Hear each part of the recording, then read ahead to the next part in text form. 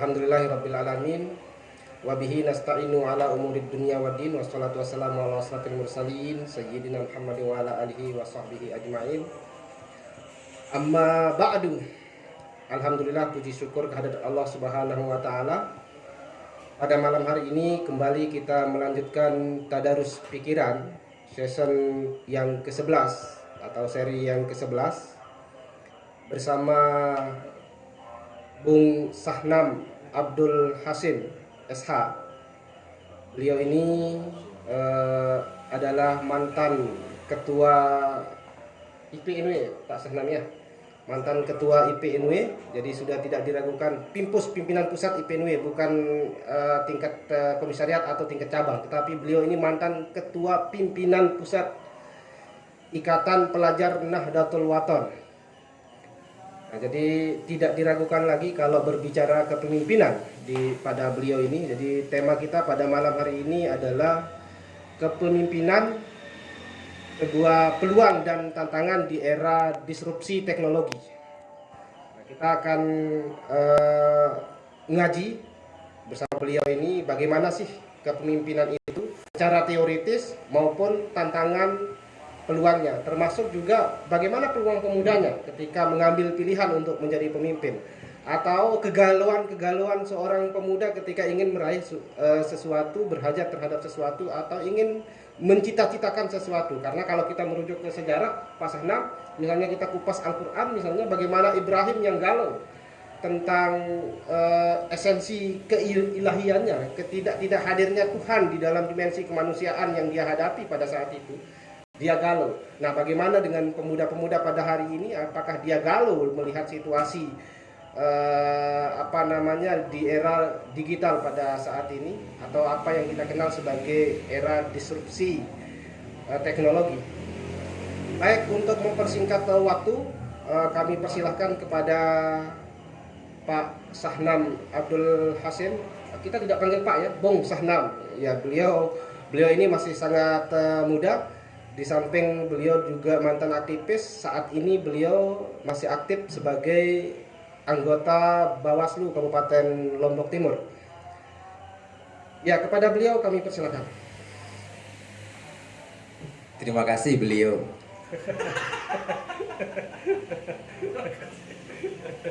Assalamualaikum warahmatullahi wabarakatuh.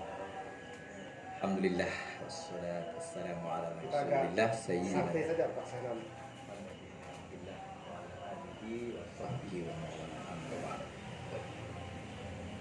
Yang pertama, maaf ini saya koreksi dulu.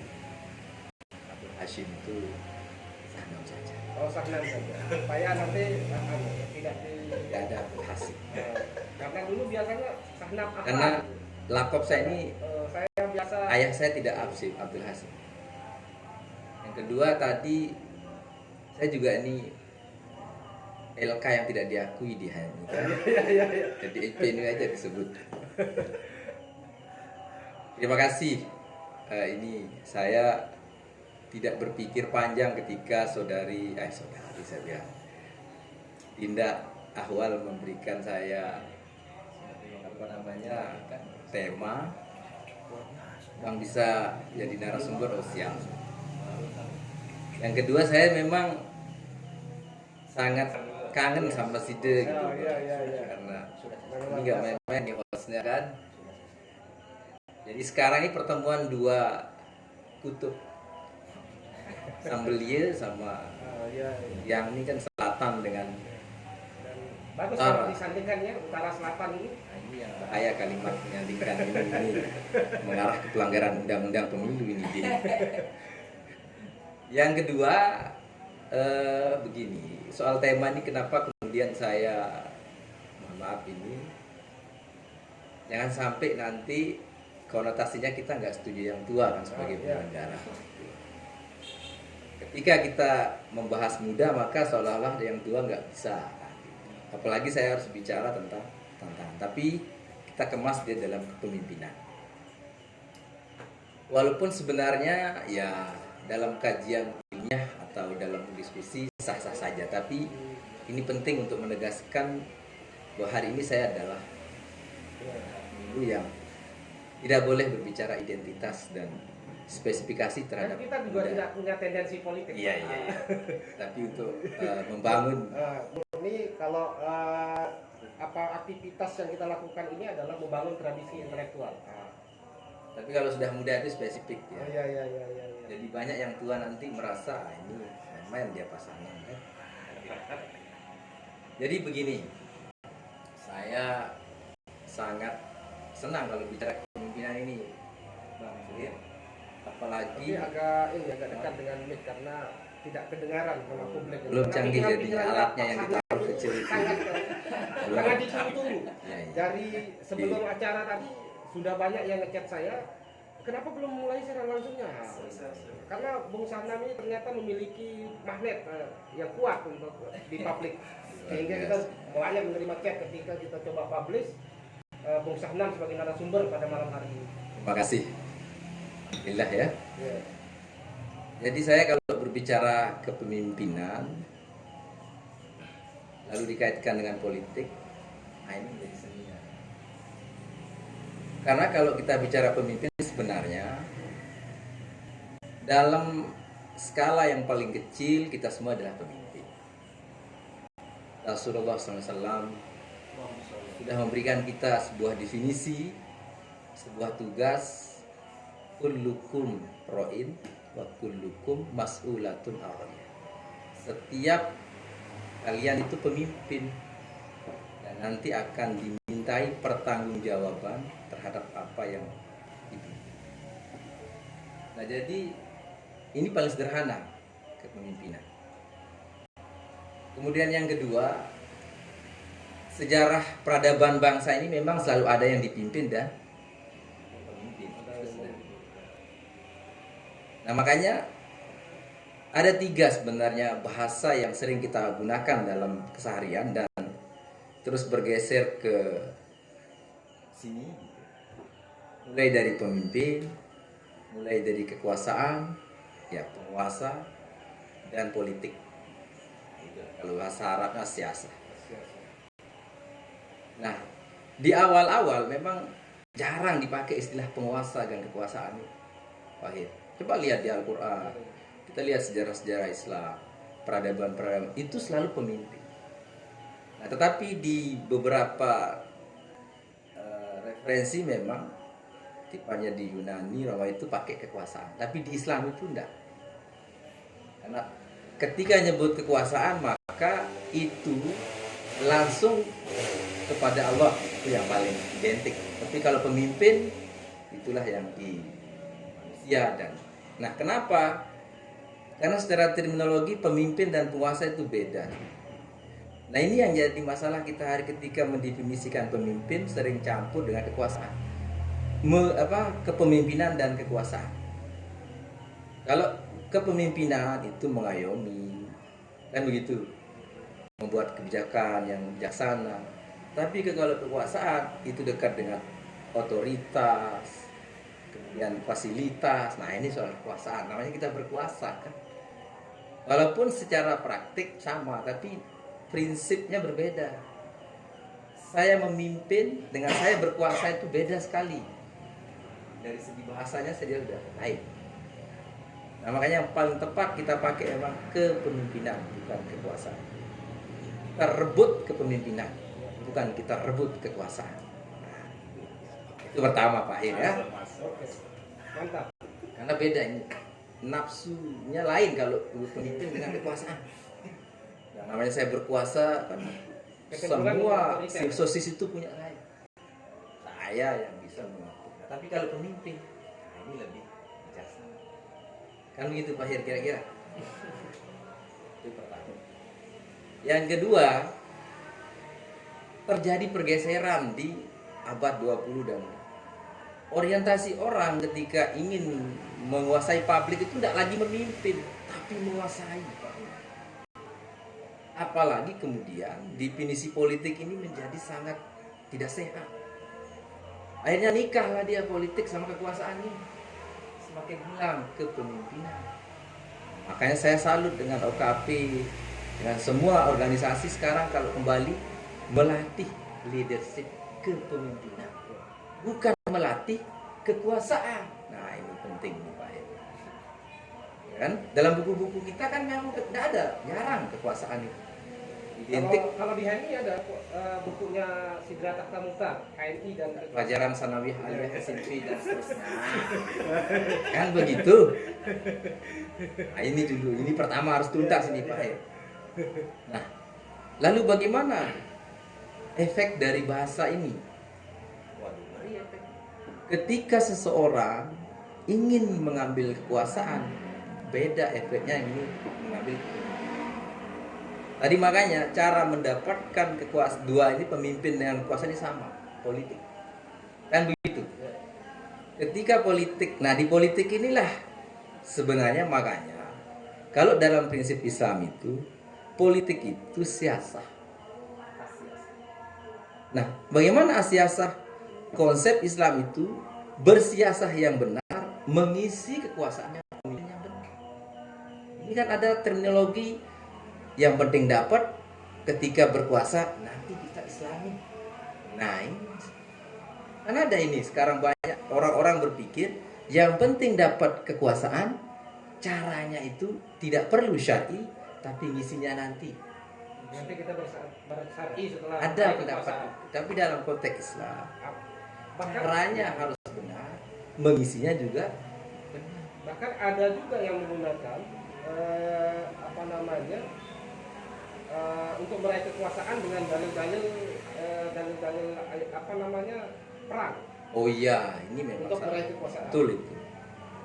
Saya kalau kita melihat sejarah Islam ini kan semenjak Rasulullah itu sudah ada itu. Kenapa Islam sejarahnya kemudian menyakitkan? Karena politik ini. Nah tadi dikaitkan ke kekuasaan, bukan kepemimpinan. Nah ini soal pahit. Ketika orang berpolitik untuk berkuasa, itulah yang disebut tadi menghalalkan segala cara. Menguasai kebijakan, menguasai anggaran, menguasai resources sumber daya. Tapi kalau memimpin, nah itu yang disebut dengan Al-Quran. Amrun itu pemimpin. Jadi ada pertanggungjawaban secara horizontal dan pertanggungjawaban secara vertikal. Semangatnya saya bilang tadi, seharusnya sekarang yang kita bangun hari ini, bagaimana cara kita sadar bahwa untuk mendapatkan itu caranya benar dan mengisinya benar, ini yang jadi PR kita pahit.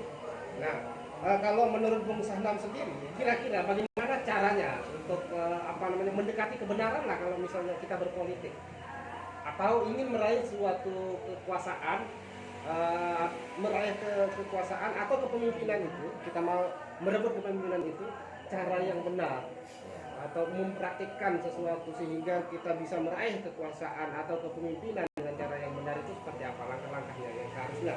Ya kalau saya secara formal menjawab ya tentu sesuai regulasi. Ini secara formal saya. Apa yang dilarang di dalam regulasi? Misalnya kita bicara pemilu lah. Pilkada, pilkades, ini kan soal mengambil kepemimpinan itu tadi kan? Atau dalam OKP juga kan sering itu Pembahasan di ADRT ya? Ya, mulai dari tata tertib, syarat-syarat calon dan seterusnya. Kalau formal, tentu ya harus kita ikut regulasi. Yang tidak memenuhi syarat, jangan ikut, kan itu logikanya. Nah, kemudian mana yang dilarang? Misalnya kami penyelenggara punya kewenangan untuk melakukan pengawasan, melakukan sesuai dengan undang-undang, jangan dilakukan, kan gitu kalau bicara tentang undang-undang. Nah, kalau kita bicara lebih luas tentang konsep mendapatkan kekuasaan di dalam Islam, wah ini lebih komprehensif lagi, Pak. Yang pertama, tentu yang harus kita perkuat di dalam diri kita ini kalau ingin berebut kekuasaan kan kapasitas. Kira-kira posisi ini pas nggak dengan kapasitas kita? Nah itu kan, mau jadi ini jangan belajar di sana. Nah ini juga soal, makanya itu pertama. Terus yang kedua, kepemimpinan ini harus ada prinsip tadi, wa kullukum ra'in mas'ulah. Nah, ini juga harus, bahwa apa yang kami rebut, kita rebut ini adalah ada pertanggungjawabannya. Seringkali kita potong pertanggungjawaban itu, kita selalu menyebutnya hanya di rapat pertanggungjawaban.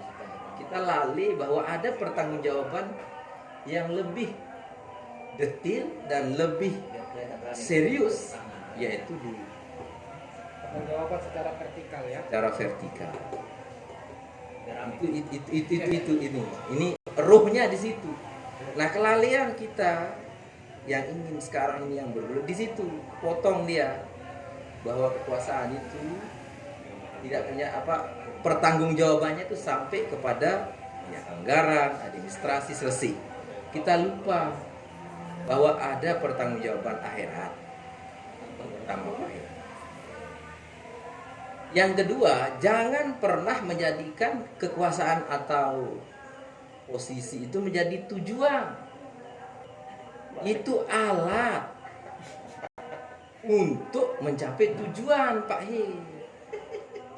Saya jadi ABC untuk mencapai tujuan saya, memberikan manfaat kepada orang lain, itu. Nah, sehingga caranya pun harus benar. Ya kan? Bagaimana caranya? Lakukan sesuai regulasi, sesuai dengan agama, sehingga Allah kasih bonus kekuasaan itu nanti. Itu kalau kita menggunakan pendekatan agama atau apa yang lebih kita kenal dalam konsepsi kepemimpinan profetik. Nah, kenapa begini Pak Her? Karena kalau kita menghitung di dalam regulasi kekuasaan ini hanya seberapa tahun sih? Yang paling besar itu kepala desa hanya 6 tahun. Setelah itu bukan kepala desa kita kan.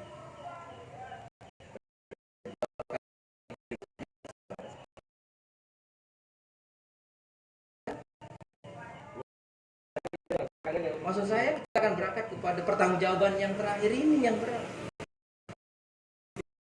Termasuk berdebat keras ketika orang kita dapat kekuasaan dengan segala cara, nanti mengisinya baru benar. Ini masalah kalau seperti ini. Yang repot Bawaslu. Karena gagal terus program kita kalau ini cara berpikirnya semua orang ini. Ya kan? Ya betul. Waalaikumsalam. Nah, itu. Jadi kami ini punya misi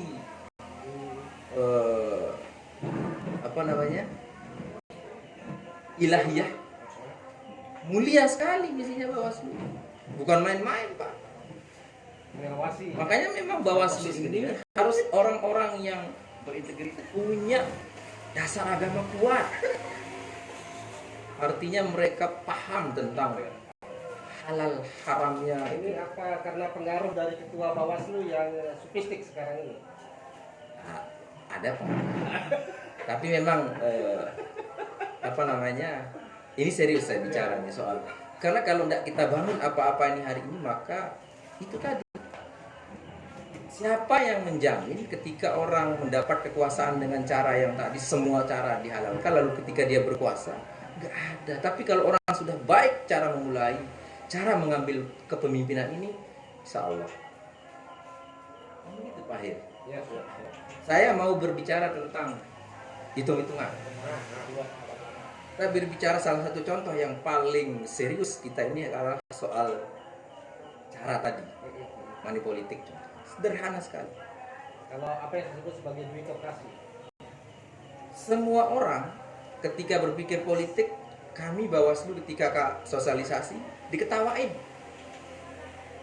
Karena teori politik atau apa saja yang kaitan dengan perebutan kekuasaan ini, satu kesimpulan masyarakat, uang. Ya kan? Ya. Saya tidak akan terlalu jauh berbicara terkait dengan money politik untuk ini soal cara mendapat. Karena nanti akan jadi bias interpretasi, karena nanti akan dihujat Bawaslu. Kok Bawaslu tidak pernah menyidangkan money politik yang begitu banyak bertebaran misalnya kan? Nah, tapi kita tidak akan masuk ke sana. Tapi karena- saya mau berikan efek. Oh iya iya iya. Efek besar dari hari ini kalau kemudian kita semua tidak sepakat melakukan langkah besar, ya kan? Sederhananya begini, setiap orang atau siapa saja yang kemudian menggunakan modal besar untuk memberikan kekuasaan yang hanya 5 tahun, maka cara berhitungnya tentu kapitalisme. Sehingga semua dikapitalisasi. Tahun pertama, tahun ketiga, dan tahun keempat sudah bersiap untuk tahun berikut, ya kan? Jadi itu dari sisi efek besarnya. Kalau semua kita sama cara berpikir kita, seperti tadi, kalau politik atau kalau pemilihan atau pilkada pokoknya uang. Kapan kemudian semua yang memiliki kapasitas yang benar ini bisa tampil di depan? Gitulah kira-kira Pak Hir, maksud saya. Baik, kita akan coba melihat situasi dan kondisi pada hari ini. Bahwa ini kita tidak hanya berbicara pemuda, tetapi kita melihat orang-orang yang punya kapasitas untuk bisa tampil di publik, akan tetapi tidak mampu memiliki masuk di ruang itu karena keterbatasan uang, kemudian mesin penggerak. Nah, kira-kira Bung Cahna melihatnya seperti apa? Pertama, semua kita ini harus satu sepakat dulu bahwa pemilu yang bersih itu memang sangat penting gitu. Selama ini kita tidak sepakati, maka sampai kapanpun pemilu ini akan seperti ini. Artinya bukan soal pemilu, merebut kekuasaan ini akan seperti ini. Itu disepakati dulu. Bahwa penting sekali namanya pemilihan apa saja. Penting bersih. Yang kedua, yang harus kita bangun dampak dari, ya memang kalau, nah ini penyesatan juga soal politik ini. Ketika orang mau terjun di politik, dari awal-awal definisi, mendengar dan seterusnya sudah langsung sesat pikir kan. Seperti orang masuk lumpur. Pokoknya masuk politik sudah. Ya, yang tadinya suci kemudian Pokoknya siapa saja dan bagaimana saja kalau sudah sentuh sama politik, maka cara berbicaranya, cara menyimpulkannya sudah beda. Nah, ini sampai kapan ini? Nah, lalu tadi pertanyaan dengan kondisi hari ini. Nah, itulah kemudian pentingnya seperti ini Pak Hir. Ada podcast, kita saling cerahkan. Nah, karena apa?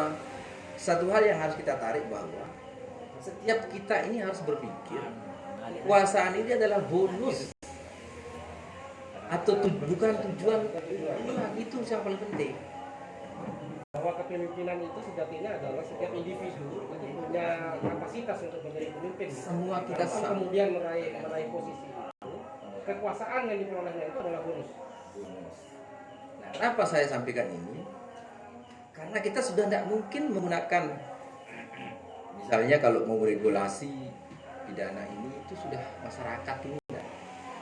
Nah, pendekatan yang paling efektif kalau apalagi kita bicara Lombok ini memang atau Indonesia, pendekatan agama, adat. Oleh karena itu kami di Bawaslu ini memang punya cita-cita besar. Bagaimana kemudian tidak ada celah kalau kemudian kapitalisme politik ini terus saja membesar, tidak ada celah yang miskin baik ini jadi.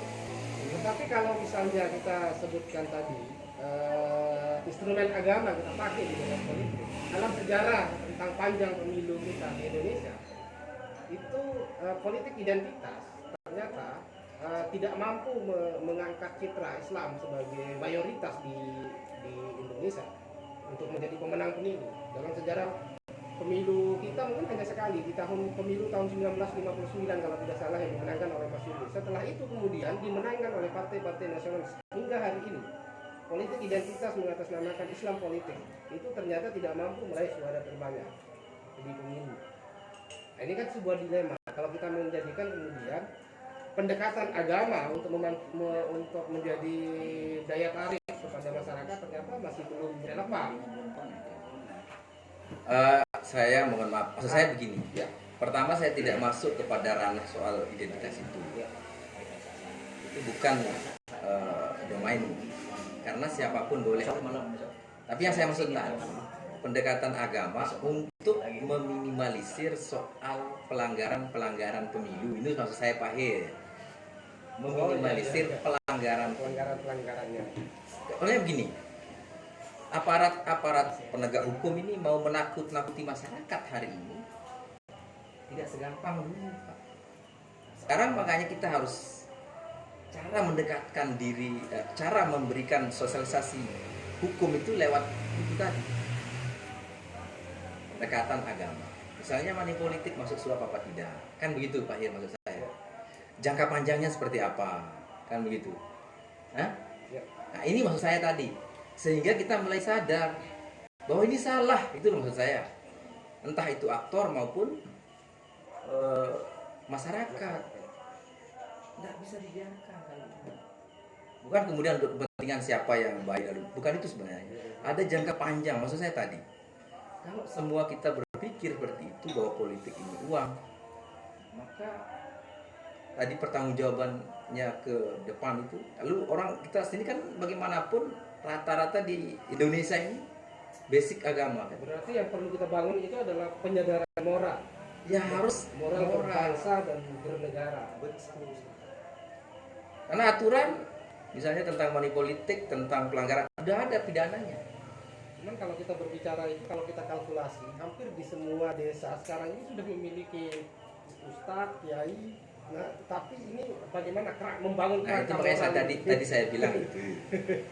Saya bilang itu ada persepsi kita semua yang bergeser soal politik.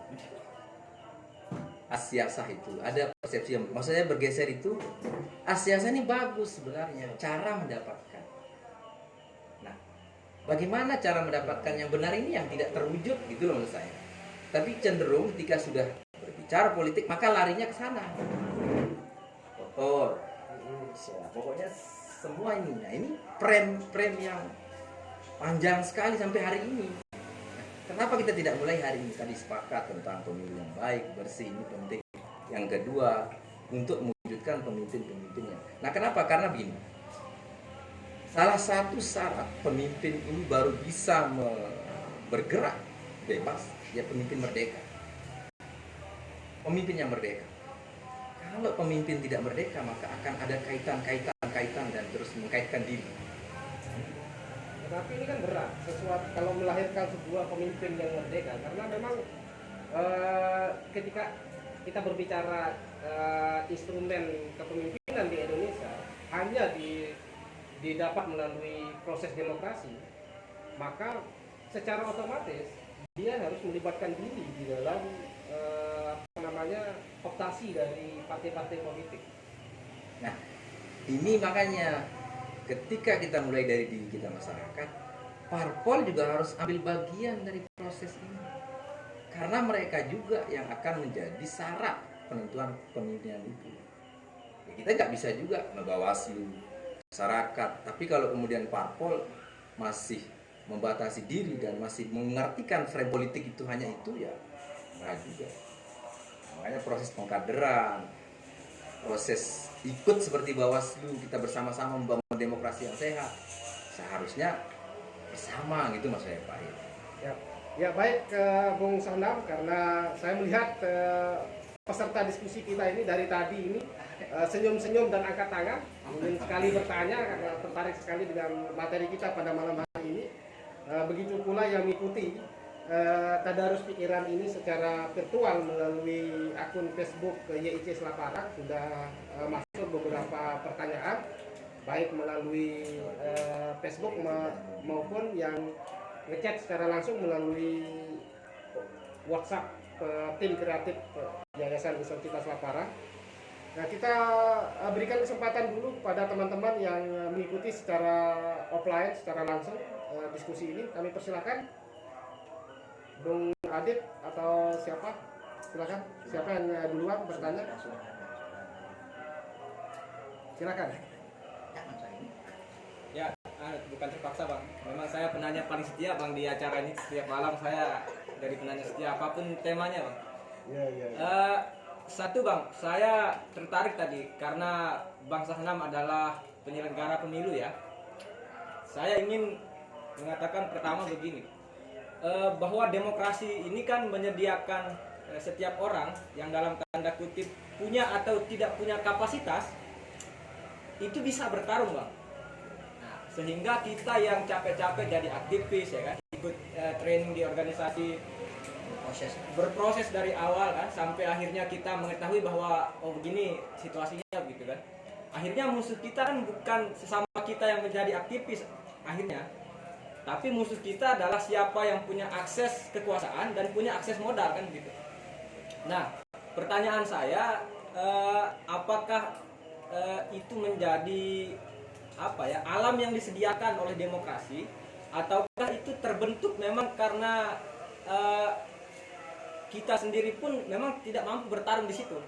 Ya, dalam tanda kutip ya kita yang sudah lama gitu kan, maksudnya yang di dunia aktivisme katakan begitu, Bang. Nah, yang kedua, hari ini saya pernah beberapa kali membawa calon legislatif lah, yang dia Islam tapi partainya pimpinannya itu orang Kristen kan, tidak menyebut partai, mungkin abang sudah tahu kan. Saya pernah ditolak di 3 tempat ini, Bang.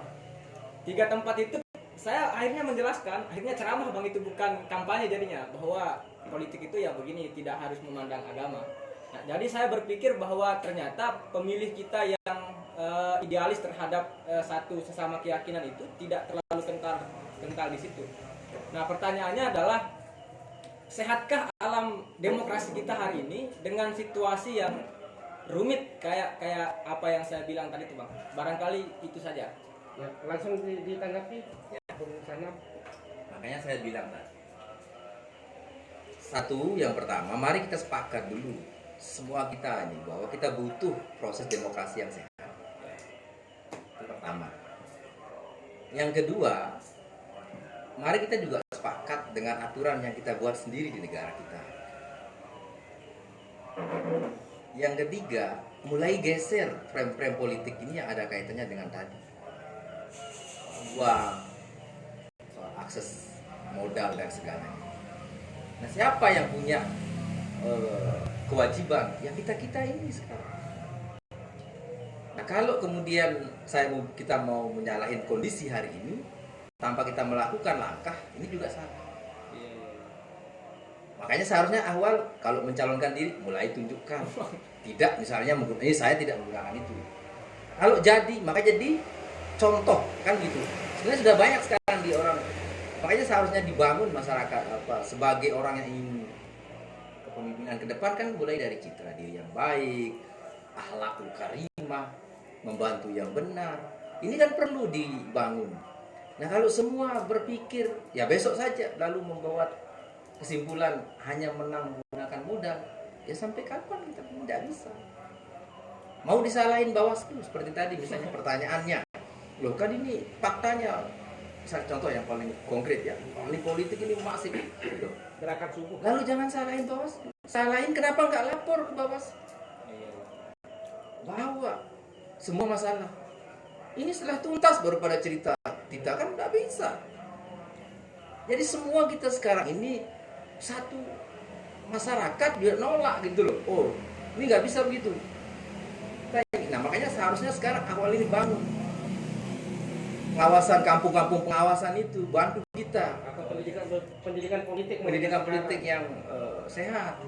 Ada Supaya anggaran di Bawaslu tersedia pendidikan. Ya itu memang prioritas. Bawaslu ini sebenarnya salah satu kenapa harus ada di luar pemilu itu. Karena beratnya situasi itu, makanya dia dipermanenkan dan untuk membangun kesadaran ini. Sehingga tidak hanya sebatas melakukan pengawasan pasca, tetapi iya, tapi di awal kita sudah bangun apa-apa ini sehingga ketika. Nah, makanya ada tuh kampung pengawasan itu. Jadi maunya apa? Supaya si satu kampung ini sepakat. Ketika yang tidak benar itu jangan gitu loh. Nah, penyadaran yang paling penting saya nih. Nah, kalau kapan sadar? Ya kalau kita semua tidak mulai dari HMI, mulai dari kita semua, lalu Anda juga misalnya mau nyalon sama saja dengan yang lain, ya sama aja. Kita sedang berdiskusi bohong-bohongan kan begitu logikanya. Jadi ini masalah ini. Nah, sekarang misalnya si A mau mencoba membangun punya keinginan berkekuasaan atau kepemimpinan, anak muda atau anak tua gitu, orang tua, ya bangun dirilah di masyarakat. Kan begitu. Siapa mencontohkannya? Kita ini yang berdiskusi, yang mendengarkan. Nah, kalau tidak dapat dengan cara itu berarti memang ini adalah tidak baik. Kan begitu. Ini seringkali harus dapat dengan segala cara. Ini soal Pak.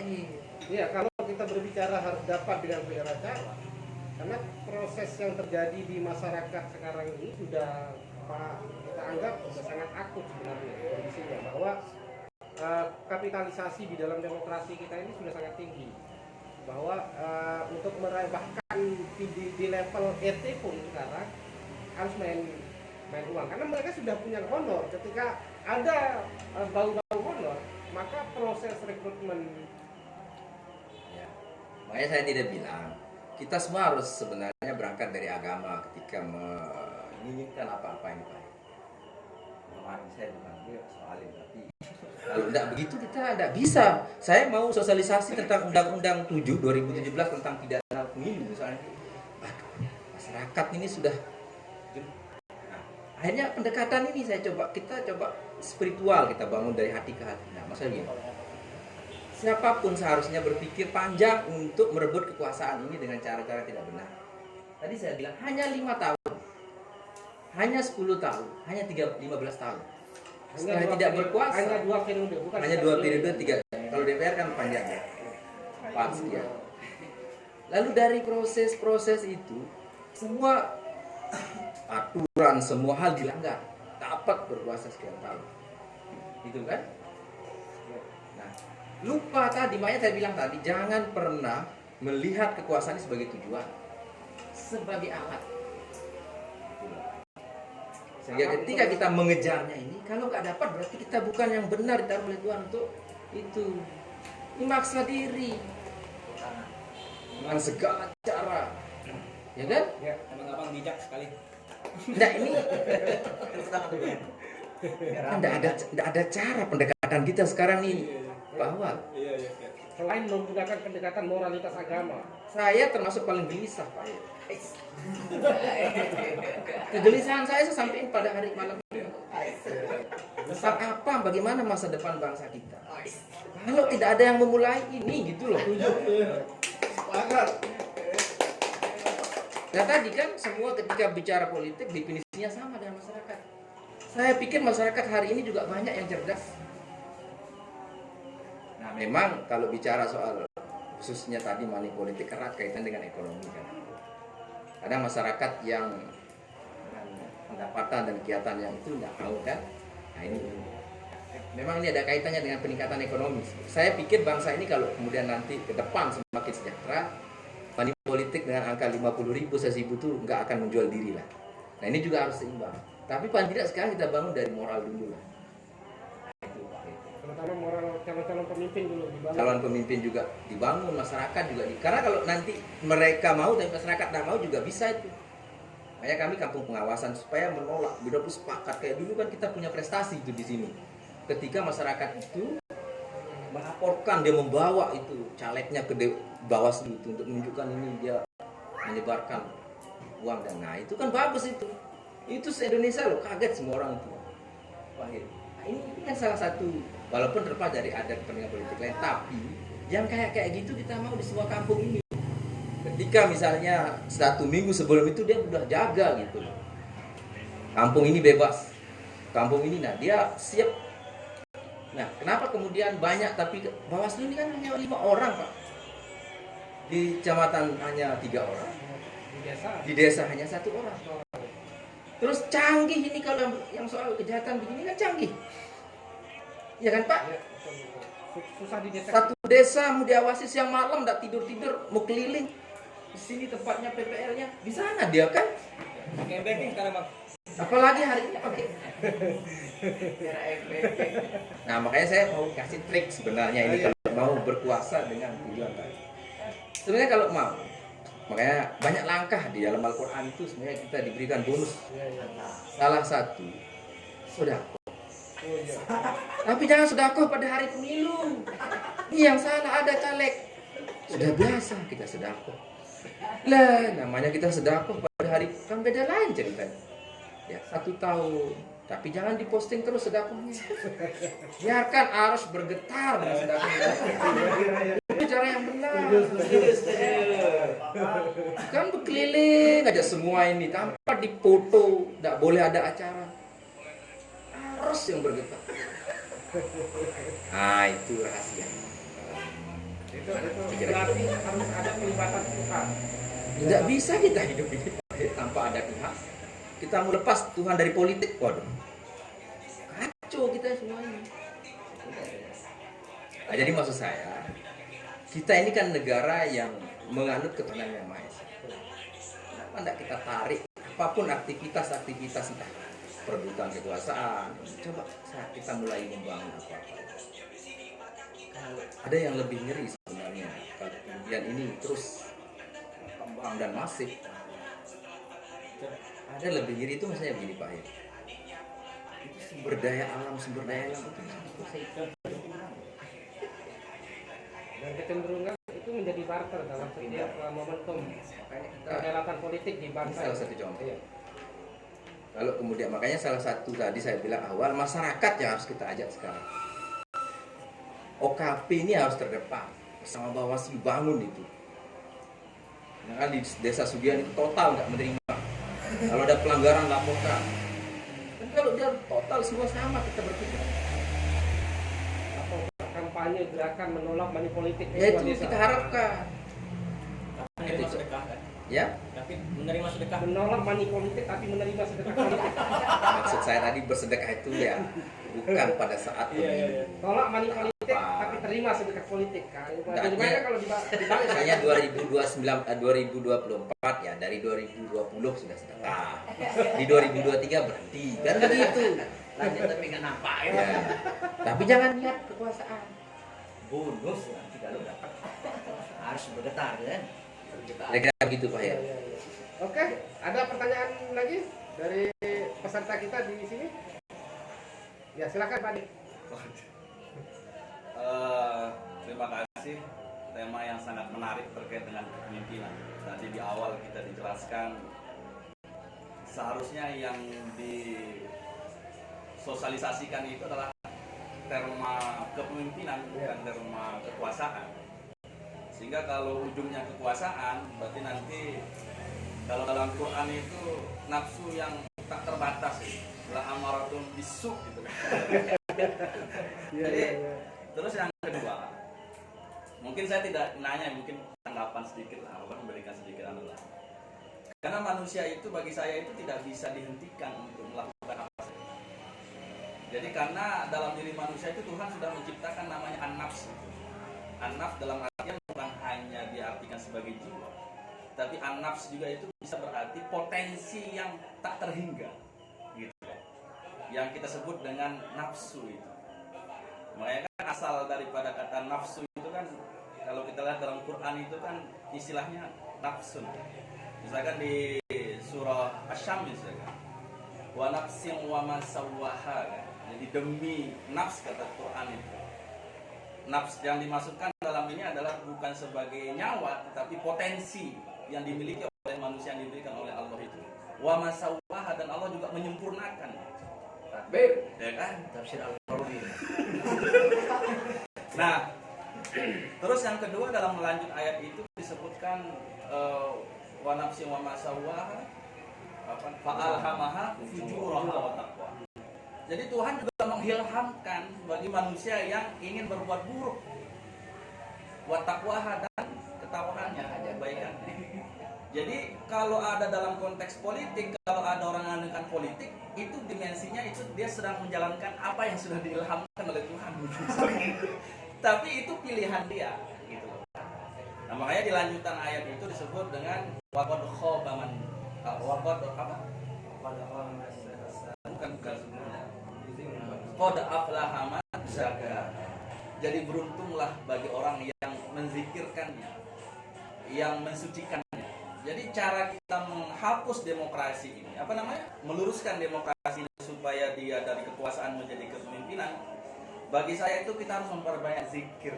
Zikir dalam artian bukan membaca subhanallah 1000 kali atau 50 kali. Tapi lewat berdiskusi inilah bagian daripada zikir.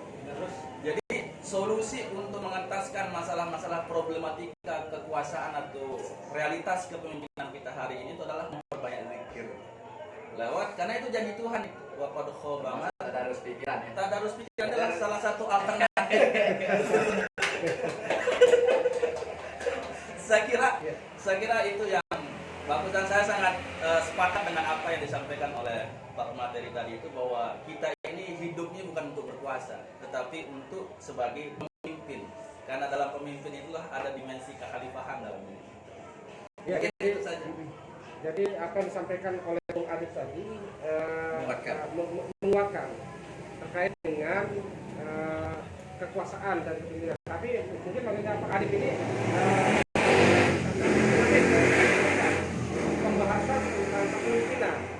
Ya mungkin maksudnya konsepsi kepemimpinan itu seperti apa, kemudian bagaimana sih pemimpin yang ideal yang kita harapkan seperti apa. Nah, kalau kemudian terkait dengan antara apa namanya nafsu dan akal pikiran manusia, tadi juga sudah dijabarkan melalui ayat-ayat yang yang tercantum di dalam Al-Quran. Pada sesungguhnya ini korelasinya sangat pas ketika kita berbicara puasa, bahwa puasa ini salah satu tujuannya adalah dalam rangka menurunkan syahwat kita jadi ya, nafsu tadi. Jadi gravitasi syahwat kita ini kita turunkan dulu selama bulan puasa, kan gitu.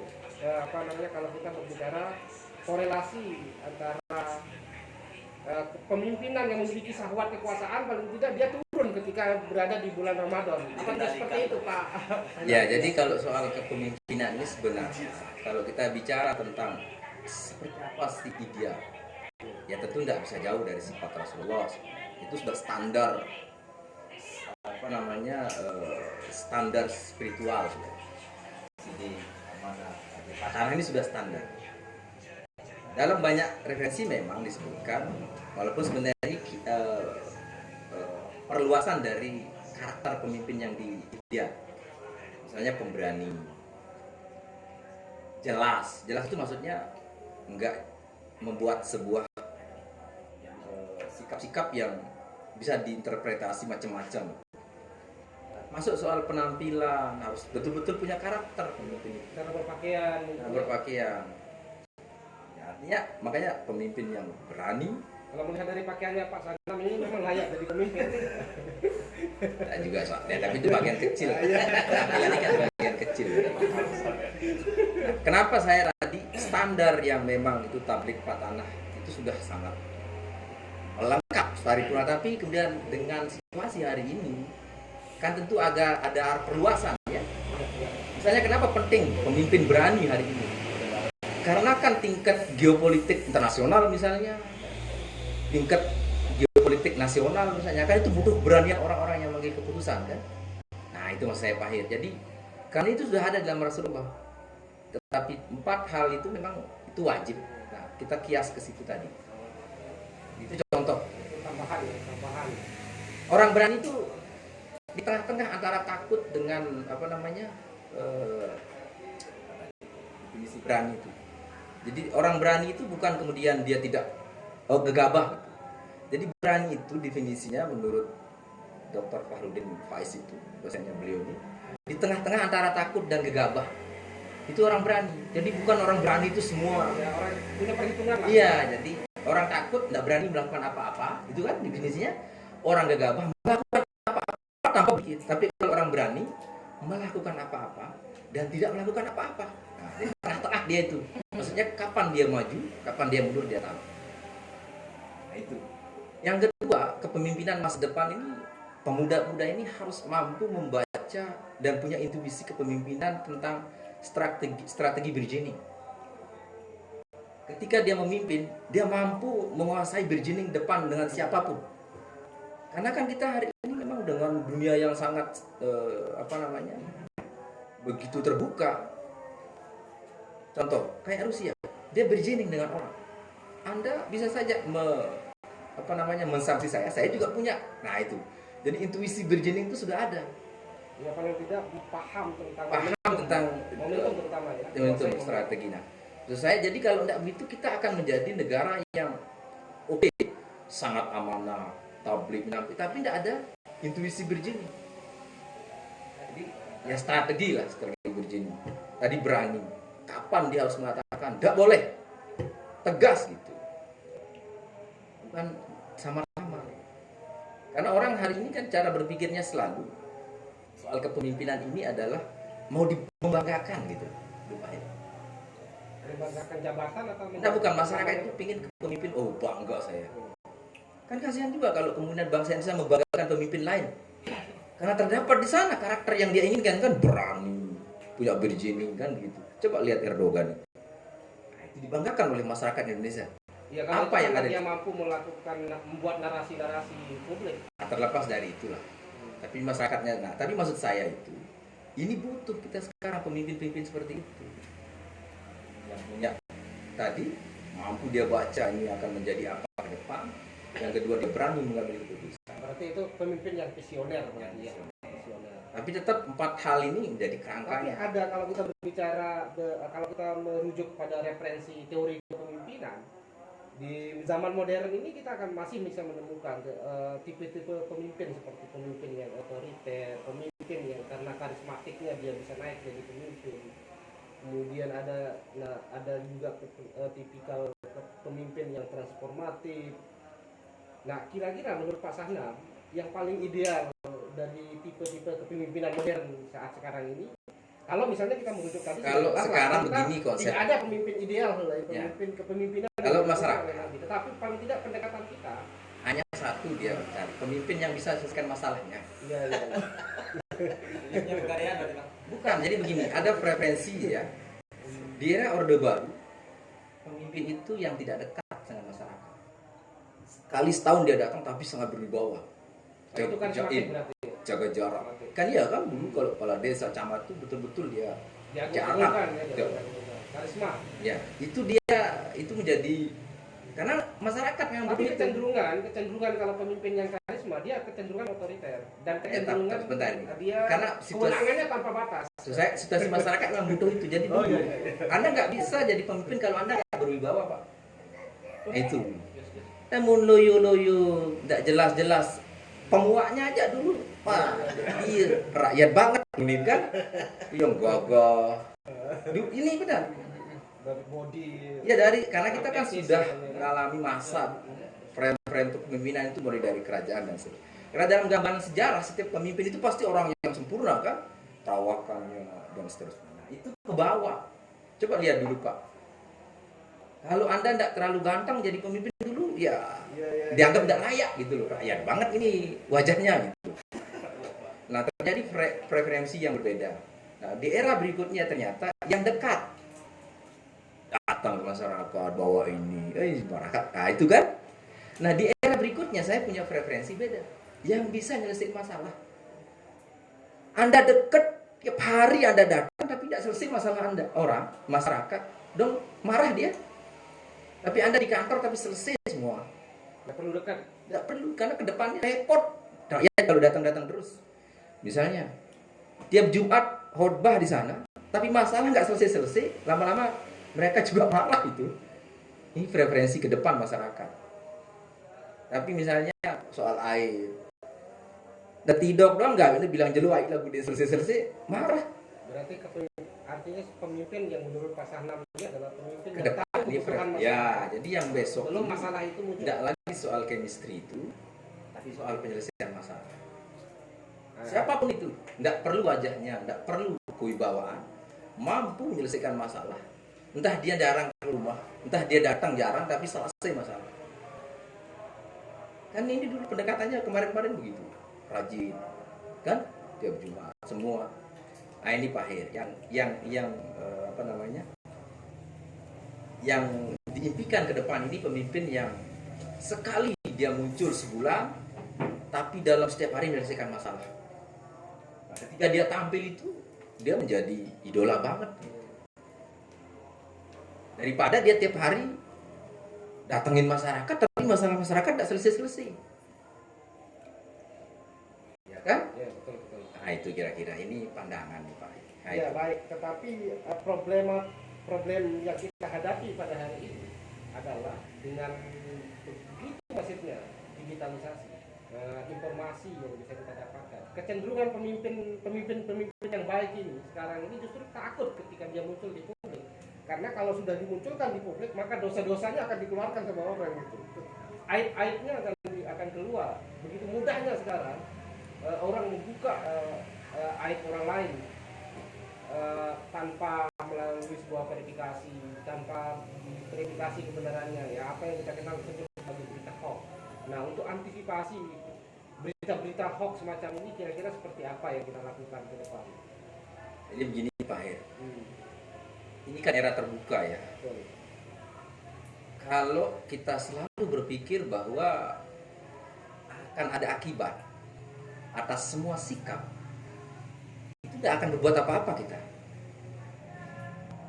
Maksud saya sekarang saya bersikap ini pasti ada yang suka tidak suka, kan gitu. Ini saja saya sekarang menyampaikan pasti ada tidak suka, itu wajar.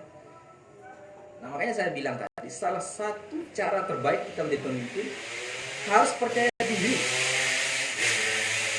Ketika kita menyampaikan itu sudah benar menurut logika, menurut semua instrumen yang ada.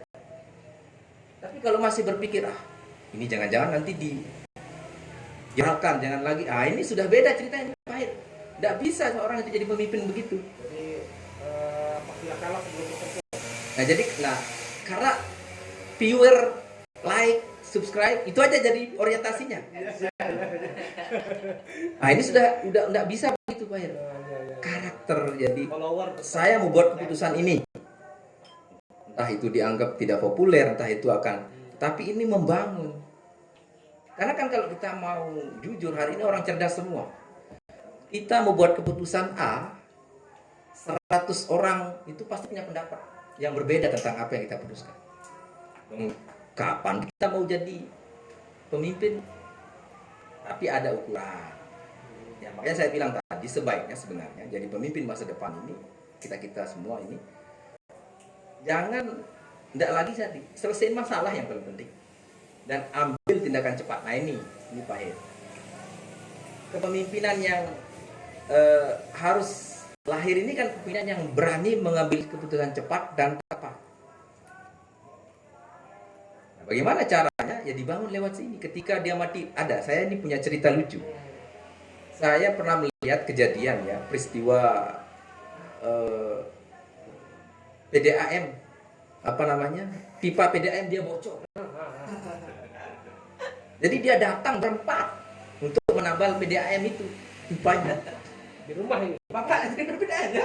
Oh, saya sudah tidak lagi. Sudah lagi. Nah ini di pinggir jalan besar nih Pak Her. Ini contoh di pinggir jalan besar, ini soal keputusan dan kebijakan. Mengambil keputusan. Di pinggir jalan besar ini bocor besar. Lalu datang ini 4 orang pakaian dinas. Dinas PDAM. Saya ini kan lagi striker mobil kan. Yang pertama 2 datang hanya untuk kontrol. Oh dia bocor. Tidak nyelesain masalah ini. Pulang. Bawa lagi temannya 4. Garuk.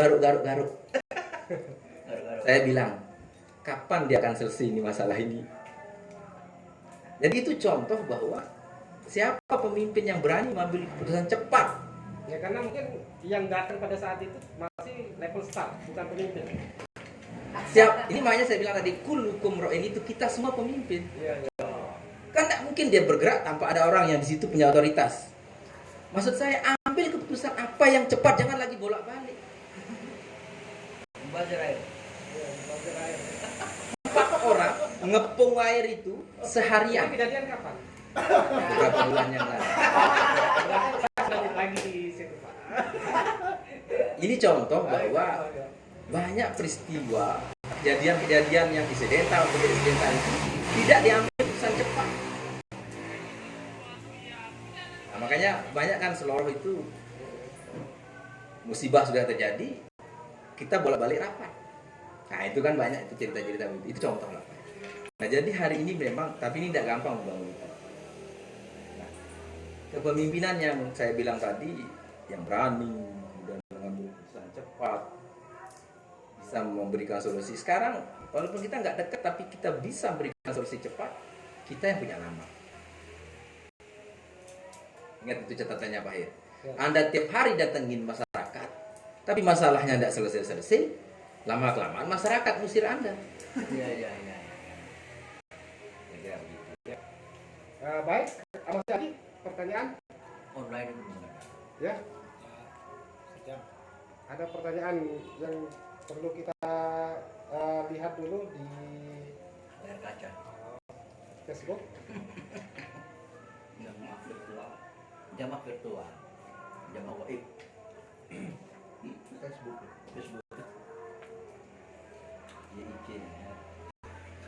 Iya, jadi ini ada statement, bukan pertanyaan sebenarnya. Kenapa masyarakat itu selalu ingin ada panjar dalam setiap perhelatan politik di masyarakat? Itu karena para pemimpin-pemimpin kita ini pada saat mereka berencana mau jadi pemimpin, itu mereka datang dengan janji-janji manis. Tetapi begitu menjadi pemimpin, mereka abai, bahkan tidak terrealisasi janji-janjinya. Nah, itu sebabnya kemudian masyarakat kecenderungan untuk transaksi setiap perhelatan. Nah, kira-kira seperti apa langkah-langkah mengantisipasi Ya. hal semacam ini, Pak? Pertama, memang patut kita tiru beberapa contoh negara yang sangat keras terhadap ini legislatif kalau kita bicara legislatif. Makanya lahir istilah recall itu sebenarnya. Atau Raus Caleg kalau yang Jadi di beberapa negara kayak di Amerika, di negara-negara bagian itu, jangan sampai dia tidak melayani masyarakat. Seorang DPR misalnya ini tidak mengangkat telepon saja, itu bisa direkol di sana itu. Itu Pak Hir. Ya. Nah, ini maksud saya ingin menceritakan begitu ketat mereka mengatur soal hubungan konstituen dengan wakilnya gitu. Tidak mengangkat telepon konstituen ketika dia mengeluh. Di beberapa negara Eropa juga bisa menjadi dasar perekolan. Ya, itu kalau kita berbicara di luar. Nah, maksud saya ke depan seharusnya memang itu supaya semua orang yang mendapatkan posisi entah legislatif, yudikatif, ada cara kita ketika ini tidak tersampaikan aspirasi ini, ada lebih tegas lagi caranya. Itu pertama ya soal aturan kalau kita bicara. Yang kedua, kembali ke tadi, masyarakat harusnya cerdas sekarang melihat mana yang sudah berbuat dari awal. Kan ini soal citra ini dibangun tidak bisa sehari dua hari. Sebenarnya masyarakat ini sudah tahu orang-orang yang memang di masyarakat itu bisa diandelin. Tapi tadi soalnya kan dilihat dari awal, dia tanpa berpikir mau jadi apa, dia sudah memang membantu dari dulu. Nah, makanya sebenarnya harus lahir dari bawah kepemimpinan itu, dari masyarakat. Masyarakatlah yang mendorongnya, bukan diorbitkan atau dikarbitkan. Nah, bagaimana caranya? Sekarang masyarakat ini mempetakan siapa tokoh yang layak di situ, didorong menjadi ABC. Baik, ini terakhir Pak Sagram. Jadi menurut Pak Sagram sendiri, ini terlepas Pak Sagram saat ini sedang berada di bawah sini dan mendapatkan fasilitas dari negara.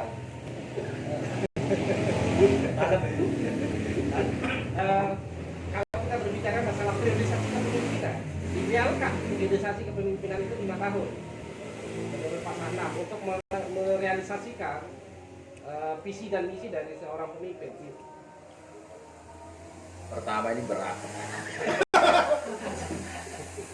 Artinya 5 tahunnya saya tentu taat aturan lah ya. Taat aturan. Periodisasi ini penting sebagai bentuk evaluasi kan. Mas bijak ya jawabannya. Yang kedua, itu yang berlaku secara umum secara dunia internasional. Kemudian juga kita juga mengadopsi itu kan. Nah, sebenarnya tidak ada konsep pemimpin berapa lama pemimpin itu yang ideal, nggak ada. Ya, kenapa? Karena ini hanya sebentuk memperiodisasi pergantian saja. Kalau idealnya pemimpinnya seumur umur jadi pemimpin, kalau bagus kenapa enggak? Coba lihat di beberapa negara itu kayak Seperti Muammar Gaddafi yang Putin 22 tahun. Toh juga masyarakatnya ternyata merasa enak-enak saja, kan? begitu kan Pak Heri? Ya Anda menganggap ideal, ya kan? Muammar dia anggap ideal, jadi nggak bisa kita mengatakan mau 5 tahun nggak.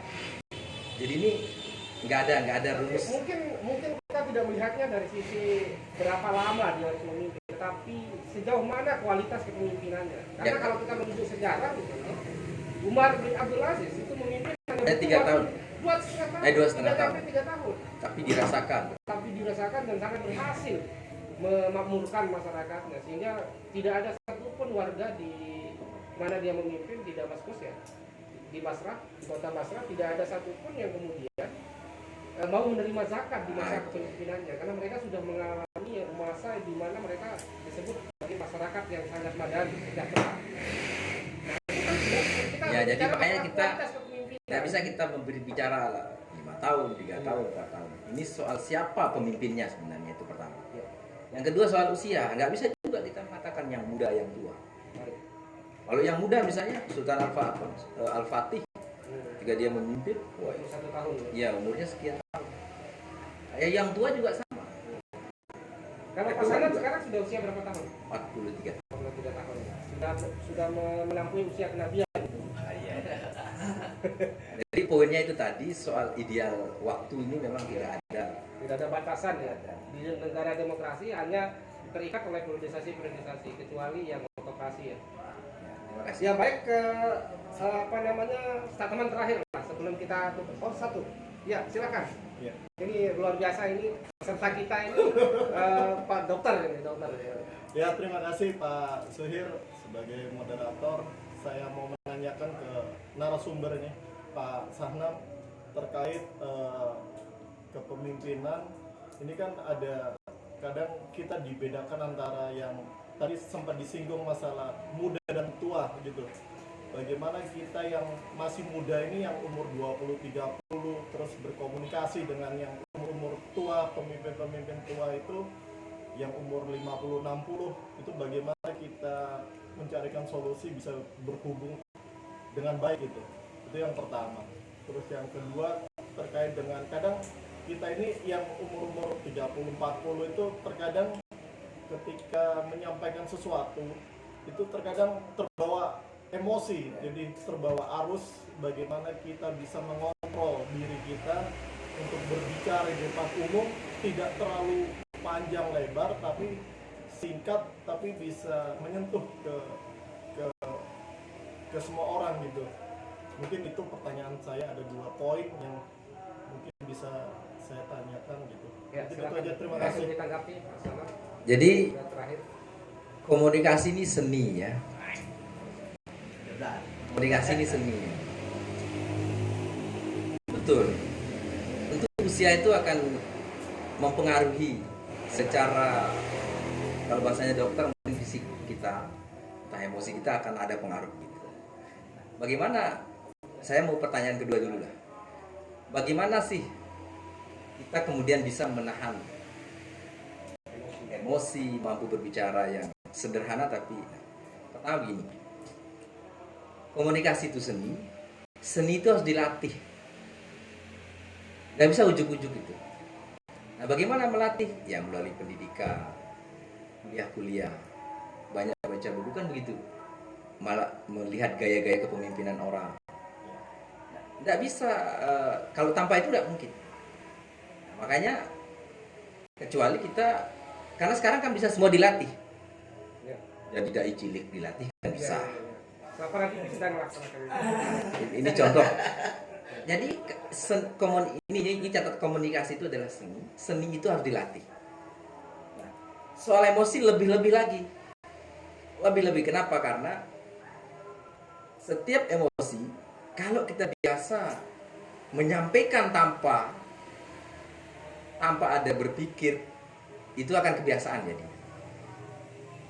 Jadi harus dilatih nih Pak Dokter. Pak Dokter lebih paham sebenarnya. Nah, saya contohkan sederhananya ini.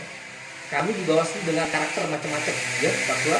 Ini contoh yang ini contoh, atau kita di AMI lah, atau di OKP apa saja, dengan berbagai karakter. Nah, tentu ini kan punya sifat, punya bawaan yang ada yang sangat baik banget, ada yang ngeselin dan macam. Nah di situ kita berlatih kan Pak Dokter. Apa yang harus kita latih? Untuk tidak mengatakan cepat sebelum berpikir. Ini penting. Semua hal harus dipikirkan. Nah makanya diam itu emas, itu maksudnya itu. Tetapi kan tadi bagaimana pemimpin itu harus membuat keputusan yang tepat. Gimana ini? Jadi membuat keputusan ini Kalau tidak. lama berpikir kan Maksud saya gini Pak. Tidak banyak narasinya. Misalnya tadi contohnya sederhana perintahnya dijalankan, tetapi memang sudah dia pikirkan. Pikir yang panjang nih Pak ya, bukan ngomong-ngomongnya. Pikirnya yang panjang, tapi perintahnya tegas. Nah soal tadi itu tadi, tidak bisa kita kalau tidak belajar melatih emosi kita, pikiran kita untuk kayak tadi bicara. Yang kedua, banyak mendengar, ini juga penting. Karena kita terutama aktivis. Kalau kita selalu ingin didengar, itu yang salah. Karena nanti pulang itu baru Anda tahu salah saya di mana. Kuasa ilmiahnya. Makanya cari orang-orang yang memang lebih tinggi dari kita, dengerin dia bicara. Saya pribadi sering ketika kayak ini nanti pulang saya menyesal. Itu biasa. Saya evaluasi diri gitu loh. Saya evaluasi diri di mana saya salah. Ya tadi emosi, soal emosi. Nah, besoknya saya pikir. Nah, apalagi karakter kita semua ini kan ada yang bicara lamban, ada yang bicara cepat, macam-macam kan. Nah, kalau yang lamban kan biasa agak santai. kayak saya. Tapi intinya Pak Dokter dilatih. Latih. Yang kedua, bagaimana komunikasi muda dengan tua? Tidak ada cara lain. Kecuali berikan yang tua bicara dulu. Tidak ada cara lain. Jadilah pendengar yang baik. Itu komunikasi. Itu sifat tawaduk ya. Ya kalau ada seorang politisi cerita sama saya, apa rahasianya kemudian dia, saya cium tangan, pokoknya dia tua, saya cium tangan semuanya. Ya luar biasa. Terima kasih banyak Pak. Yuk, tidak bisa gagah-gagah sama orang tua kan? Sudah ada cium tangan. Ingat itu awal. Siap. Dua hal. Orang tua, ya didengarkan. Setelah ini cium tangan saya. Yang kedua, langkah yang paling baik, semua yang dianggap tua, terutama yang berjenggot-jenggot, Bahasa ini cium tangan, Pak. nanti apa citranya? Anak baik. Nah, kan begitu. Nah, kira-kira gitu Pak ya. Terima kasih banyak. Terakhir ini Pak. Masih ada lagi. Kapan diundang lagi nih Pak Sahnam ini untuk bisa memberikan diskusi seperti ini? Mungkin temanya bukan kepemimpinan apa yang lain itu. Mungkin jadwalnya kapan kira-kira ya Pak Sahnam? Oh, permintaan publik. Oh iya, ini Jamaah. Request. Permintaan jamaah. Sawalan. Insya Allah nanti sawalan. Jadi nanti agenda berikutnya. Nggak dilihat dulu subscribe-nya seperti apa. Kalau memuaskan diundang lagi kan? Ya pasti. Tapi AdSense jangan lupa ditransfer. Ya terima kasih banyak. Luar biasa pada malam hari ini banyak sekali peserta juga yang hadir mengikuti secara langsung di meeting room Yayasan Insan Cita Selaparang. Juga yang mengikuti secara virtual melalui akun Facebook Yayasan Insan Cita Selaparang. Sekali lagi kami mengucapkan terima kasih banyak pada Bung Sahnam tanpa AHA ya, tanpa AHA. Bung Sahnam Kiha. Nah, beliau ini juga ternyata adalah santri yang baik, makanya tadi banyak mengutip hadis dan ayat karena beliau adalah santri Quran hadis ya gelarnya Pak. Ya baik, saya mengajak kepada saudara-saudara untuk setiap malam bisa mengikuti tadarus pikiran ini. Bagi Anda yang tidak berkesempatan untuk mengikuti secara langsung di meeting room Yayasan Insan Cita Selaparang, Anda juga bisa mengikuti tadarus pikiran ini melalui siaran langsung di akun Facebook YIC Selaparang dan siaran berikutnya melalui akun YouTube Yayasan Insan Cita Selaparang. Jangan lupa di subscribe. Terima kasih. Billahi taufik wal hidayah. Wassalamualaikum warahmatullahi wabarakatuh.